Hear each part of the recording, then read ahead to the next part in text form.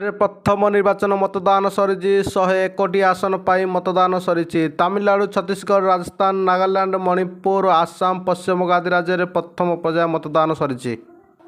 ଏଭଳି କ୍ଷେତ୍ରରେ ଯାହା ଫଳାଫଳ ଅନୁମାନ କରାଯାଇଛି, ଇଣ୍ଡିଆ ମେଣ୍ଟ ଆଗରେ ରହୁଛି। କାରଣ ଦକ୍ଷିଣ ଭାରତରେ ଇଣ୍ଡିଆର ମେଣ୍ଟ ଖୁବ୍ ସୁଦୃଢ଼ ଅଛି ଏବଂ ତାମିଲନାଡୁର 39ଟି ଆସନ ମଧ୍ୟରୁ 39ଟି ଇଣ୍ଡିଆ ମେଣ୍ଟ ହାତକୁ ଯାଉଛି ବୋଲି ଜାତୀୟ ଗଣମାଧ୍ୟମରେ ଚର୍ଚ୍ଚା ଚାଲିଛି।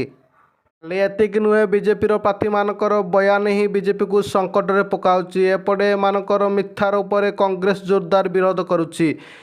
ବିଜେପି ଏଥର 400 ପାର ନାରା ଦେଉଛି, କିନ୍ତୁ ଗ୍ରାଉଣ୍ଡ ରିପୋର୍ଟରୁ 200 ପାର ମଧ୍ୟ ଜଣାପଡ଼ୁନି। କାରଣ 2019 ପରି 2024ରେ ମୋଦି ହେବା ନାହିଁ। ଲୋକ ସଚେତନ ହେଲେଣି, ମିଥ୍ୟା ପ୍ରତିଶ୍ରୁତିରେ ଭରସା କରୁନାହାନ୍ତି।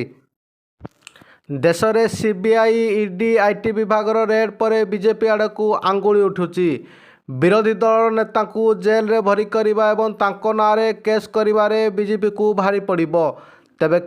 ତେବେ କେବଳ ମୋଦି ହିଁ ବିଜେପିକୁ ଜିତେଇ ପାରିବେ। କାରଣ ଆଉ ବିଜେପିର କୌଣସି ଚେହେରା ନାହିଁ ଯିଏ 2024ରେ ବିଜେପିକୁ ଜିତାଇ ପାରିବ। ଆମେ ଯଦି ଓଡ଼ିଶା କଥା କହିବା, ତେବେ ବିଜେପିକୁ 4ରୁ 5ଟି ଆସନ ମିଳୁଛି, ଗ୍ରାଉଣ୍ଡ ରିପୋର୍ଟରୁ ଜଣାପଡ଼ୁଛି। ତେବେ ଦେଖାଯାଉ ଜାତୀୟ ରାଜନୀତିରେ କ'ଣ ହେଉଛି।